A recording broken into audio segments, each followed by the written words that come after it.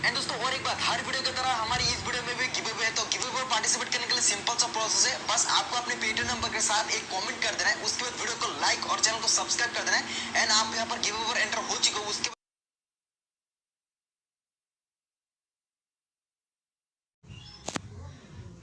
Haunted hospital. लगता है अब इस अस्पताल को हमेशा के लिए बंद करने का वक्त आ गया है। मगर सर, ये तो आपका ड्रीम प्रोजेक्ट था। आपने कितने प्यार से हॉस्पिटल को चालू किया था, अब आप इसे बंद कर रहे हैं। मेरा ड्रीम लोगों की जान बचाना था, जान लेना नहीं। ये हॉस्पिटल नहीं, अब मुर्दा घर बन चुका है। कोई भी यहाँ से जिंदा बचकर नहीं जाता। कल ही मुर्दा घर के वॉचमैन और एक पेशेंट की रात को रहस्यमय तरीके से मौत हो गई। आपको क्या लगता है सर, इन सब के पीछे कौन होगा? मुझे पता है इन सब के पीछे किसका हाथ है। मेरे बुरे कर्म ही इस हॉस्पिटल को ले डूबे। गिरधर और संजय, दो दोस्त, देर रात को मूवी देखकर लौट रहे थे। दोनों ने काफी ड्रिंक कर रखी थी और इसी कारण गाड़ी चलाने में दिक्कत हो रही थी।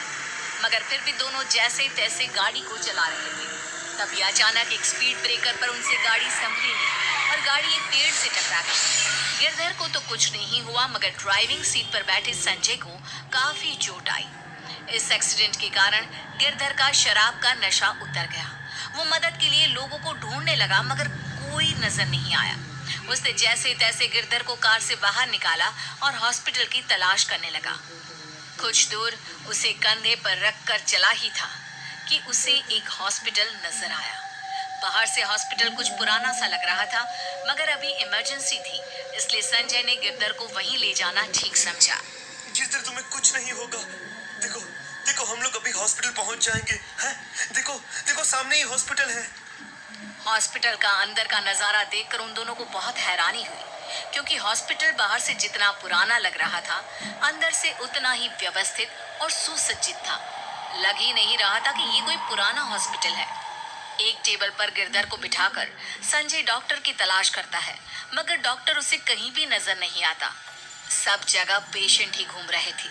पेशेंट भी मामूली पेशेंट नहीं, किसी के हाथ पर ड्रिप चढ़ रही थी, तो कोई अपने शरीर पर खुद ही खून रोकने के लिए स्टिच लगा रहा था।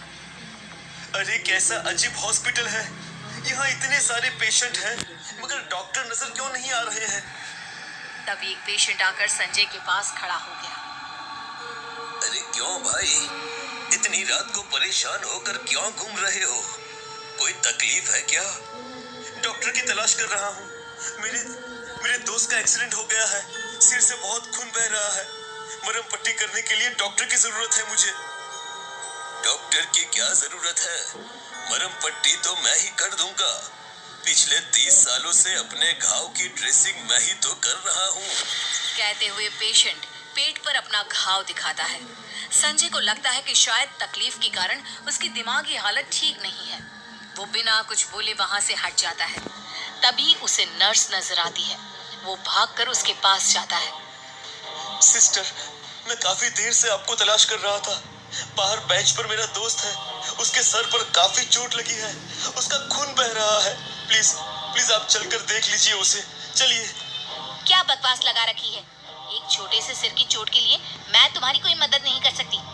मुझे अभी ऑपरेशन थिएटर में जाना है, वहाँ पर जरूरी ऑपरेशन होना है।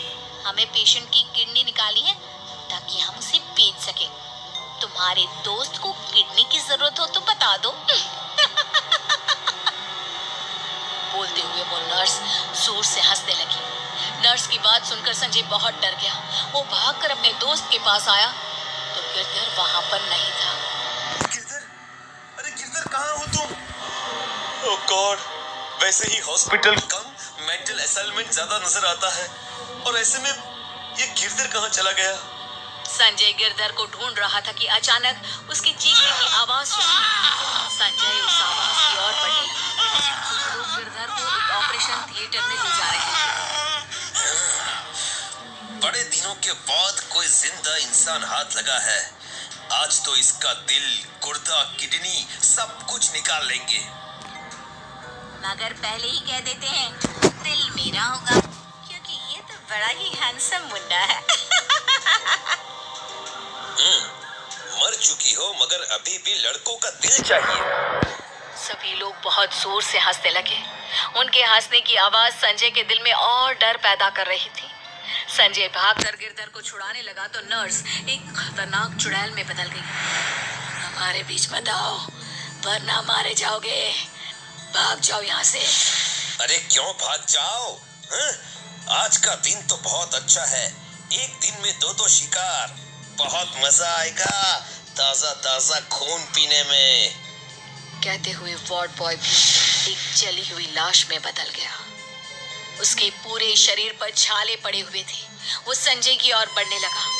हॉस्पिटल गिरधर और संजय दोनों की चीख से गूंज उठा। अगली सुबह उस रोड पर से निकलने वाले एक शख्स ने हॉस्पिटल के बाहर 2 इंसानों की लाश देखी तो उसने तुरंत पुलिस थाने में खबर करी। पुलिस स्टेशन में अभी नए इंस्पेक्टर का तबादला हुआ था। उसे इस हॉस्पिटल के बारे में कुछ भी नहीं पता था। हवलदार, लाश बड़ी ही बुरी हालत में है। हमें पता लगाना होगा किसने इतनी बुरी तरह से इन दोनों इंसानों को मारा है। इंस्पेक्टर साहब, पता लगा कर क्या करेंगे आप? मरे हुए इंसानों को कौन सजा दे सकता है? क्या कहना क्या चाहते हो तुम? साहब, लगता है ये दोनों इस इलाके के नहीं हैं, तभी इस भूतिया हॉस्पिटल के शिकार हो गए। भूतिया हॉस्पिटल मतलब क्या कहना चाहते हो तुम? साफ साफ कहो मुझसे। साहब, बहुत पहले डॉक्टर साहब मुंबई से पढ़कर यहाँ आए थे। उन्होंने यहाँ पर गांव में हॉस्पिटल खोला तो सब लोग बहुत खुश हो गए। चलो, गांव की कुछ उन्नति तो हुई, मगर डॉक्टर साहब के मन में गांव की उन्नति से ज्यादा खुद की उन्नति का विचार था। वे गांव के भोले भाले लोगों को इलाज के नाम पर ठगने लगे थे। इलाज के नाम पर ठगने लगे थे मतलब क्या? मतलब ये साहब कि गांव के लोग इलाज कराने जाते थे और बीमार होकर आते थे। डॉक्टर साहब मानव अंग की तस्करी करते थे। गांव के लोगों को गलत बीमारी की जानकारी देकर ऑपरेशन के लिए उन्हें मजबूर करते थे और उनके अंग निकाल लेते थे। एक बार शहर के कुछ पढ़े लिखे लोगों ने डॉक्टर का पर्दाफाश कर दिया। उन लोगों के कारण जब गांव के लोगों को इसके बारे में पता चला तो वह लोग बहुत नाराज हो गए और उन्होंने डॉक्टर को जिंदा जलाने के लिए उन्हीं के अस्पताल में आग लगा दी। गुस्से में गांव वालों ने ये भी नहीं देखा कि हॉस्पिटल के अंदर मरीज भी हैं। कई बेगुनाह उस आगजनी में मारे गए, मगर डॉक्टर बच गए थे।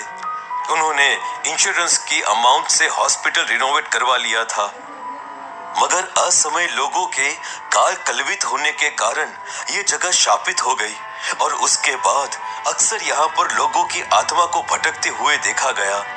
कई सारे पेशेंट और अनजान मुसाफिर उन आत्माओं के शिकार हुए हैं। अरे डॉक्टर ने खुद भी कई बार इस अस्पताल में मौत का सामना किया है, मगर किसी अनजान शक्ति के कारण वह हर बार बच जाता था।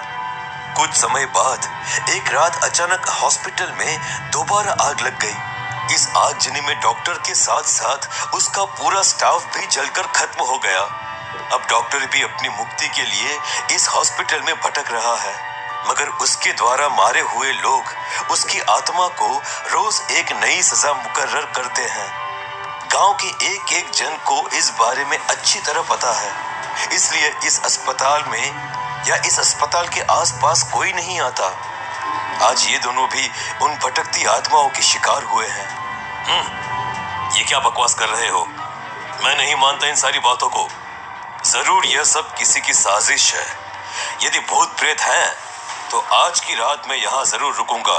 वैसे तो सर, मानो तो भगवान है और नहीं मानो तो कोई नहीं। आपकी मर्जी सर। इंस्पेक्टर रात को हॉस्पिटल में ही रुकता है। सब कुछ शांत था। रात के 12 बजे ही हॉस्पिटल में अफरा तफरी शुरू हो गई। नया पेशेंट आया है। बहुत दिन हो गए हैं किसी की किडनी नहीं निकाली। नर्स, ऑपरेशन थिएटर रेडी करो। इंस्पेक्टर साहब, अपने हाथों से खुद को सील तो लोगे ना? मेरी तरह सील लोगे ना? प्लीज प्लीज मुझे जाने दो मुझे। आए तो थे तुम तुम्हारी मर्जी से, लेकिन अब जाओगे हमारी मर्जी से। क्यों? कहते हुए डॉक्टर अपने बड़े बड़े नाखूनों से ही इंस्पेक्टर का दिल और शरीर के दूसरे भाग निकालकर चबा रहा था।